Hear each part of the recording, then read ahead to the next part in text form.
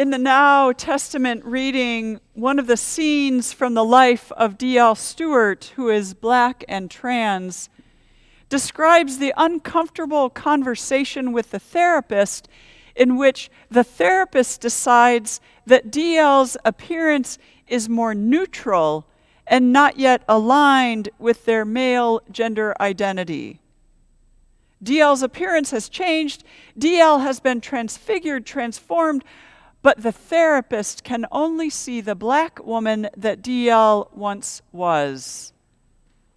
If you have known anyone who is trans, you will know that sometimes that person's appearance changes slowly and over time, and sometimes it seems to happen much more dramatically. However it happens, the person's appearance is changed. That means they are transfigured, transformed. For a trans person, the outer transfiguration that happens often mirrors the inner work and courage and pilgrimage to self-integration that a person embarks on. The beginning of that journey can be a disconnect between inner knowing and outer appearance, or it can be something called gender dysphoria, which is the psychological distress that someone feels when their gender identity doesn't match with the sex they were assigned at birth. What this means is that when a trans person experiences a transfiguration or a change in appearance, it isn't just a one-time ultimate life moment transfiguration with a capital T, but a long and winding road that is a series of transfiguration moments. Why would we think it would be any different for Jesus? We think there was one ultimate capital T moment for Jesus, but why would that make sense? In our texting, tweeting, podcast, blog, sitcom, 90-minute movie, moth radio hour, news hour, pick a little part of the Bible you want to use, single article-driven world, we are used to hearing a whole story in a short amount of time. Sometimes the conclusion is even drawn for us, or at least we think we know what sense to make of it. In our spiritual lives and in the rest of our lives, we have been conditioned to demand a story with a beginning, a middle, and an end. Jesus' birth, life, death, resurrection. We have few skills for living with and experiencing the stories that are always going to be unfolding. Just because we know a story doesn't mean we know what to do with it. In my own family and in the course of more than 30 years of ministry, I have heard countless family stories that I have held, that I've grieved, celebrated, worked to let go of, prayed for. Many of them were stories that I honestly didn't know what to do with. Like stories of abuse from a woman whose father had sexually abused her, and she kept it quiet until she had stomach cancer, and then she told the whole family only to hear that all of her siblings had been abused as well. Or stories of prodigal children like the daughter who has had every privilege in life and chooses a life of crime and drugs and leaves her 3 children behind, to say nothing of her parents. Or stories of mystical moments or experiences, like when Jesus visited a friend of mine in a dream and talked with her about a current event. Or stories of racism, like the black woman who told me about living in Louisiana and being in labor and having 3 different white doctors refuse to deliver her baby. or stories of transphobia, like the young man who said he turned his back on God when his priest told him he was an abomination in the sight of God. There are some stories we hear that stay with us and work on us, and we aren't quite sure where to put them or what to do with them. What stories are the kind that stick with you? What stories live in you in some way, despite how many other stories you've heard? What are the stories you feel a need to figure out or make sense of, and why do you feel angry or frustrated if you can't? What stories have you not been willing to believe? The words transfigured, transformed, are from the same Greek root, which is metamorphao, bringing to mind for us the word metamorphosis. The meaning in Greek is to change into another form, to transform, to transfigure. The Greek dictionary says Jesus' appearance was changed. He was transfigured, transformed. A more modern definition is a complete change of form or appearance into a more beautiful or spiritual state. In our Western culture, we are taught to figure out what stories mean, and particularly the stories in the Bible, so that we can possess the truth.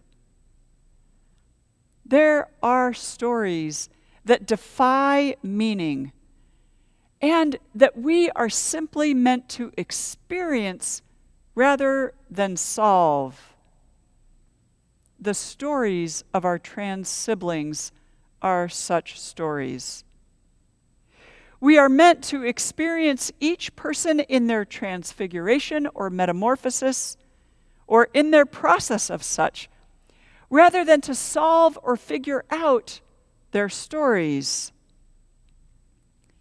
When Jesus told the 3 who were with him on the mountain not to speak of what happened, I think it was less about keeping a secret than it was about wanting them to let the experience work itself out in them. Sometimes, if we speak too soon about something, we make up a meaning of it before the meaning has emerged in us. That is especially true when it comes to encounters with God or the Holy or the Spirit or with Jesus or your higher power. We get out our boxes and we want to put the experience in the correct box rather than let it blow to and fro within us and all around us. The danger in doing so with any story is that once we have made meaning of it, then we set about correcting or disproving or naming the lies of anyone who disagrees with us or understands the story differently or has a different meaning for it, even though it may be their story. Why do you think transphobia is gaining in strength every year? Why do you think 2020 was the deadliest year yet for those who are transgender or gender non-conforming? 44 trans people were killed last year in the U.S. That's almost 1 person per week, and that does not include those who were violently beaten or attacked, or the murders or attacks that weren't reported. Most organizations collecting this data are quick to say the number is probably higher because of how many are misgendered in their deaths and how many are simply not reported. Worldwide, there is a trans person killed every 3 days. Public health experts are often careful to say that of those numbers, by far, those most at risk are transgender women of color. When we talk about the intersections of all the isms, that particular intersection is the deadliest. We have long known that in patriarchal societies, women are in far more danger than men.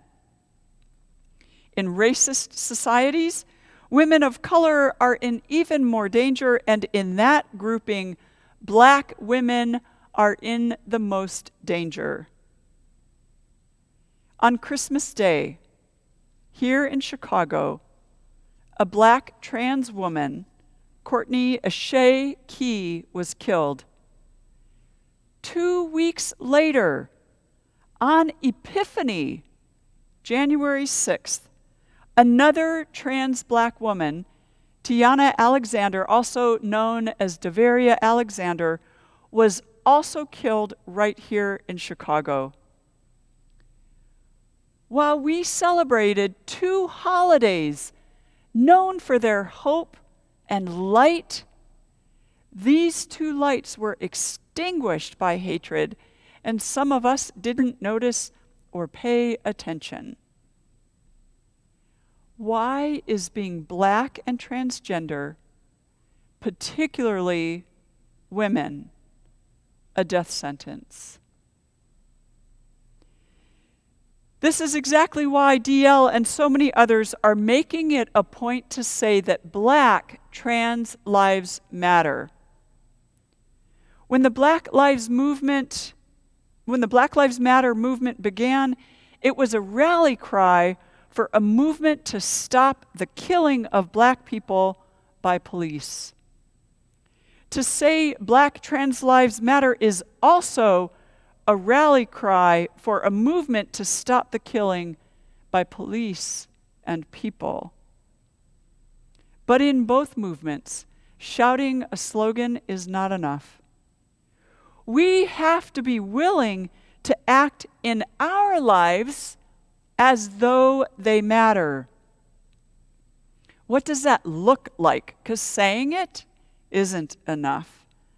DL says this: who can see me and my Black trans kin in the skin we are in? Who dares to love us? Who holds us close? To whom do we matter other than to ourselves? We're not looking for saviors. We have each other. As Lilla Watson said, if you have come here to help me, you are wasting your time. But if you have come because you recognize your liberation is bound up in mine, then let us work together. Let us work together to make Black trans lives matter. The lived experience of Black trans people out into the world.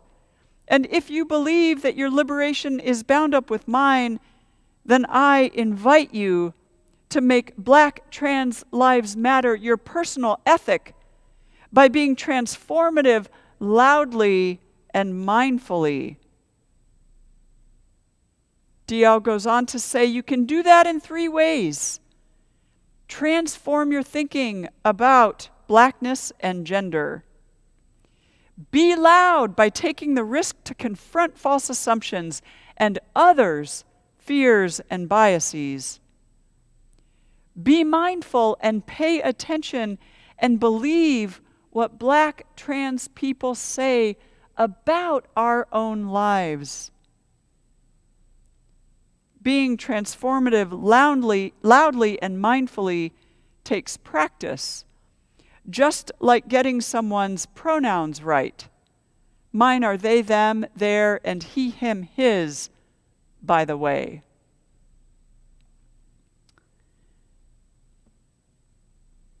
That was also from DL's TED Talk. We are being asked, though that word doesn't seem to be strong enough, to be transformed, to be transfigured, to change before our very eyes and the eyes of all others. How can we reflect the light of transformed thinking? The light of confronting others and our own fears and biases. The light of being mindful and paying attention to and believing the stories of all trans people, and Black trans people particularly. How can we practice letting the light of those things shine through us? A small first step is getting someone's pronouns right. We can do that by introducing ourselves with our pronouns. And by doing that, we invite someone else to offer their pronouns. It's not risky for us, for we who are cisgender, to offer our pronouns. That's why we began putting our pronouns in the church directory, and that's why I introduce myself using my pronouns. It doesn't feel as important to you if you fit in a binary box of male or female, but do you know how many people's lives depend on us getting their pronouns right? It's not so hard, so why do we resist? Or if we are not actively resisting, why are we letting our ignorance continue? We live in an age of information. It is literally at our fingertips. There is no reason for our ignorance to continue. A small second step is to do our work around our own discomfort with all things trans and gender related. Why do you feel uncomfortable when you can't tell if someone is male or female? Why do you feel uncomfortable or even angry if you see someone who looks male wearing a dress, or someone who looks female with the facial hair we think belongs to a male? Why are you so resistant to the pronouns they, them?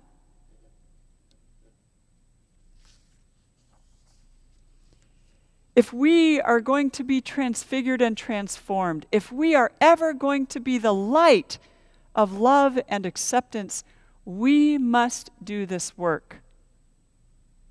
We committed to doing our work around white supremacy and Christian supremacy and becoming anti-racist, and this is another level of the work for us to do.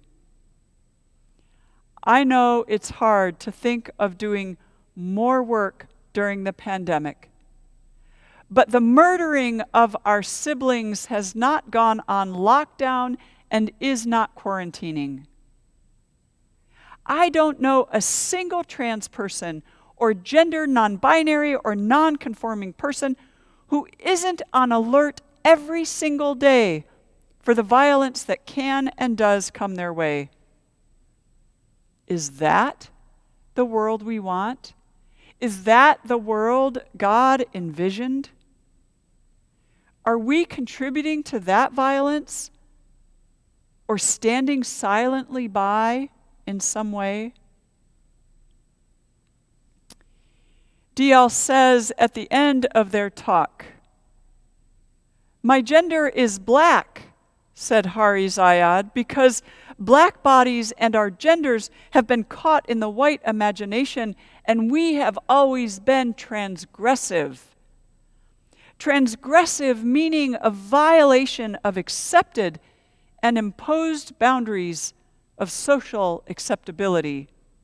Blackness is transgressive, and once set free from social acceptability, blackness challenges the limitations of what gender can be.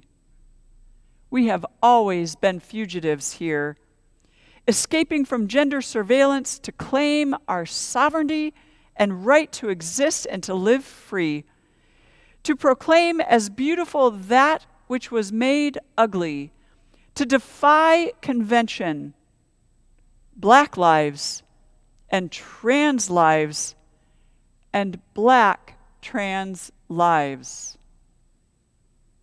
Wow. I want you to hear the words, black bodies and our genders have been caught in the white imagination. I would add that for far too long, the white and Christian imagination have worked together to try to keep bound the black bodies and experiences that are not our own. Instead of celebrating the transfigurations that are all around us, instead of looking to Jesus to liberate and shed light on all experiences of transfiguration, we have taken the story of transfiguration and put it in the Jesus box in order to make meaning and to keep it confined and safe. If we're honest, we still don't know the meaning of the transfiguration of Jesus, nor can we be certain that it was a capital T transfiguration moment. Why not open the box of certainty and let Jesus loose, and let the experiences of all those like Jesus who have been transfigured and are in a more beautiful or spiritual state? Can we simply be in their presence and experience them in all of their glory and belovedness? Amen.